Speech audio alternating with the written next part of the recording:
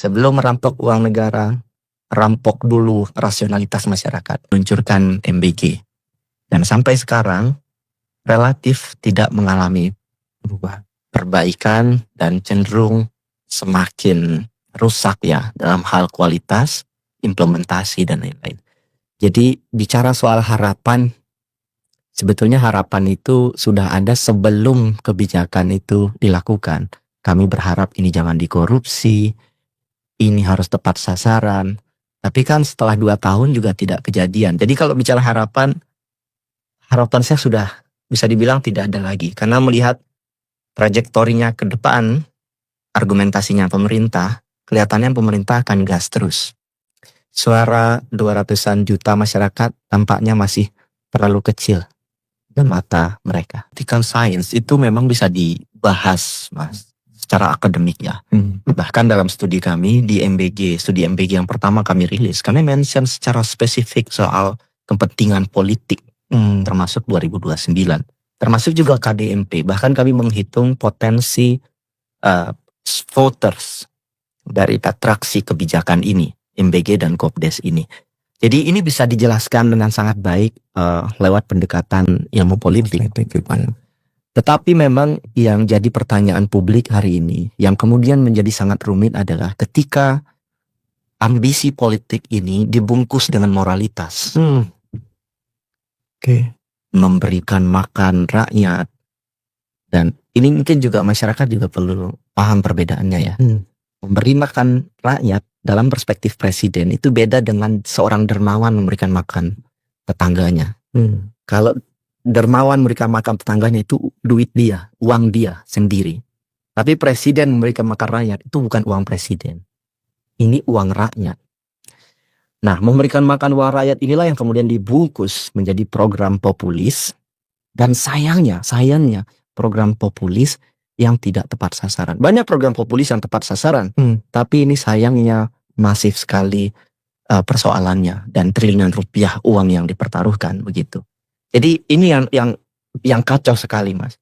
Makanya saya selalu bilang dalam konteks akademik ya, di satu sisi ini mungkin 2029, tapi kan masyarakat juga cerdas begitu, Mas. Untuk merampok uang negara mungkin Mas Mama juga jauh lebih paham daripada saya, itu kan tidak mudah. Sebelum merampok uang negara, rampok dulu rasionalitas masyarakat. Dan menurut saya mereka sudah berhasil melakukannya. Orang terkesima bahwa ini adalah memberikan makan rakyat. Pikiran masyarakat itu sudah dirampok sebetulnya. Masyarakat sebagian percaya dan kita tahu sudah terbukti. Ini bukan ilmu prediksi perdukunan lagi, sudah terbukti ini dikorupsi. Dan paralel ketika pikiran kita sudah dirampok, kita tahu tujuan berikutnya apa yang akan mereka rampok. Pada saat rilis pertama kali, coba ceritain dong, Mas, itu. Mereka hadir ya sudah begitu saja. Karena di atas langit ada langit, di atas BGN ada lagi CEO-nya. Dan kita tidak bisa menembus itu. Jadi secara riset, Mas, itu dibaca oleh banyak orang, ribuan orang yang nge-share. Tapi secara kebijakan riset kami itu gagal, Mas. Gagal. Ini catatan buruk sebetulnya untuk dunia akademik. Termasuk untuk kampus-kampus besar di Indonesia. Ribuan peneliti BRIN, termasuk Bappenas, yang menurut saya gagal mengingatkan presiden. Gagal, Mas. Secara komunitas kita gagal. Mas, itu spiral of silence. Jadi ada kondisi di mana orang memang diam. Satu, bisa jadi diam karena takut. Diam bisa jadi karena dia tahu kalaupun dia bersuara nggak akan ada yang dengar. Orang diam. Tapi satu hal ya, orang diam ini kan bukan berarti setuju dengan MBG ini. Dan di mata pemerintah sekarang, pemerintah akan melihat, wah, semua orang setuju dengan MBG karena masyarakat kan diam.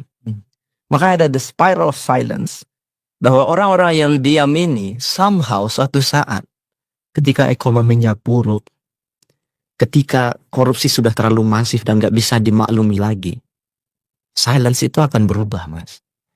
Itu gak kami inginkan. Karena silent itu kalau berubah konstruktif, itu bagus. Tapi berubah yang tidak konstruktif itu berbahaya bagi negara. Maka masih ada waktu. Saya berharap pemerintah mendengar sesederhana itu. Tapi kan ini ada skema grouping Mas di lingkaran pemerintah.